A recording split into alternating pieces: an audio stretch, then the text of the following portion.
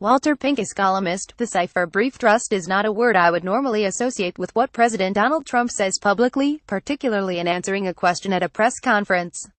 Subtlety is also not a normal characteristic of this American president when discussing difficult diplomatic problems such as dealing with North Korea.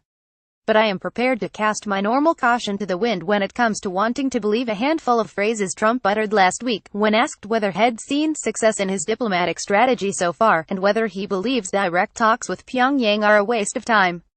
I don't like talking about whether I see success or not in a case such as this, Trump responded with his usual patter, speaking alongside South Korea's President Moon Jae-in at last Tuesday's press conference. He went on with his normal but wearisome warlike talk. You know, we sent 3 of the largest aircraft carriers in the world, and they're right now positioned.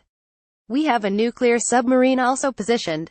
We have many things happening that we hope, in fact, it'll go a step further, we hope to God we never have to use. But he then took a turn. With that being said, I really believe that it makes sense for North Korea to come to the table and to make a deal that's good for the people of North Korea and the people of the world. I do see certain movement, yes. But let's see what happens. There it was, this presumptive U.S. world leader, who 1 month earlier undercut Secretary of State Rex Tillerson by tweeting that his top diplomat was wasting his time trying to negotiate with Little Rocket Man, seeming to acknowledge certain movement when it comes to possible future talks with the Kim Jong-un regime. When CBS's Margaret Brennan quickly followed up asking, "Direct talks, Sir?" Trump responded, "I just don't want to say that. You can understand that. There have been so-called Track 2 talks between the U.S. and North Korea over past decades indirectly involving Americans and representatives of the North Korean regime, despite having no diplomatic relations. Some informal Track 2 talks have actually led to direct, government-to-government negotiations and past agreements, although most of those arrangements did not survive. I know of one current, Track 2 effort that has been meeting irregularly with Pyongyang representatives in various European countries, most recently, last month. Several members of the group are former State and Defense Department officials who took part in a similar Track 2 effort that led eventually to the Joint Comprehensive Plan of Action, the nuclear agreement with Iran. It is right now a diplomatically led, economic sanction buttressed effort, said Defense Secretary James Mattis on October 10 at the Association of the U.S. Army. But he added that the Army has got to be ready to ensure we have military options that our president can employ if needed. This is the same Mattis who on May 28 said on CBS Face the Nation, fighting in North Korea would be probably the worst kind of fighting in most people's lifetimes. Why do I say this? The North Korean regime has hundreds of artillery cannons and rocket launchers within range of one of the most densely populated cities on Earth, which is the capital of South Korea. An October Congressional Research Service report lays out in detail how ugly a military confrontation could be, and why it's worth grabbing at diplomatic straws that may offer a way to calm the situation. Conservative estimates anticipate that in the first hours of a renewed military conflict, North Korean conventional artillery situated along the demilitarized zone DMZ could cause tens of thousands of casualties in South Korea, where at least 100,000 and possibly as many as 500,000 U.S. soldiers and citizens reside, the report reads.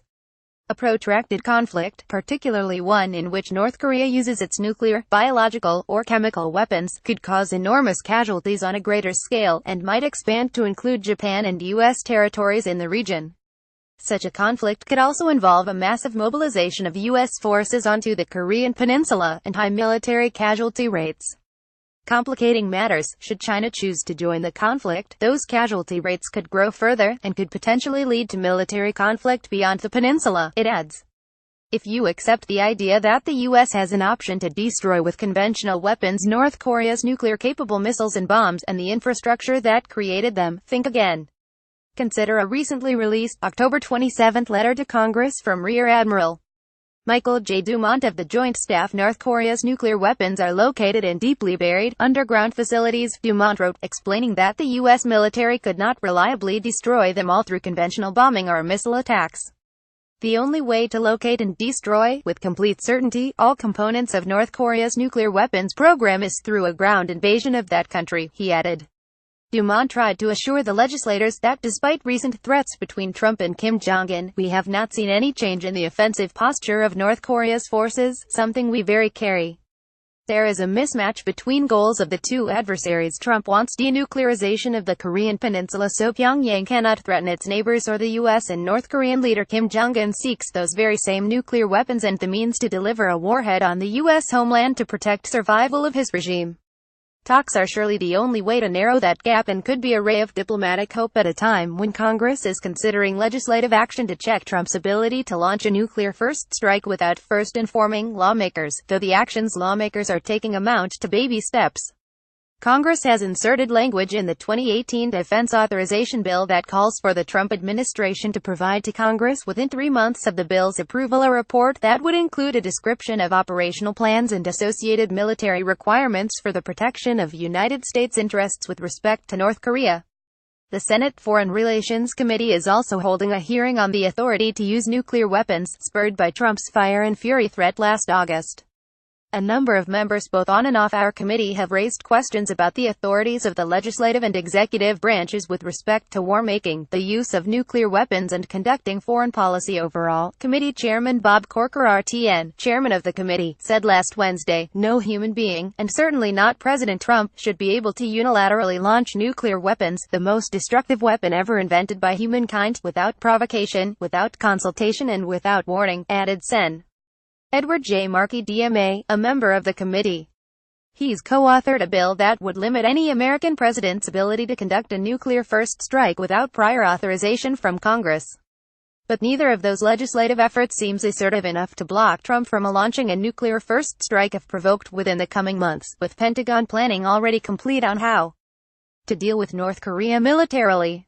Successful negotiations for a compromise today seems unattainable, but a first step, freezing the current situation, with North Korea not doing more missile or nuclear tests and the U.S. halting joint military exercises with South Korea and Japan, is what is being proposed by China. With preemptive or first strike attacks being discussed, whether nuclear or conventional, it is time to take any hints, even from Trump, that perhaps a diplomatic path is possible with regard to North Korea. Congress and the public as a whole should go beyond hearings and aggressively get behind it.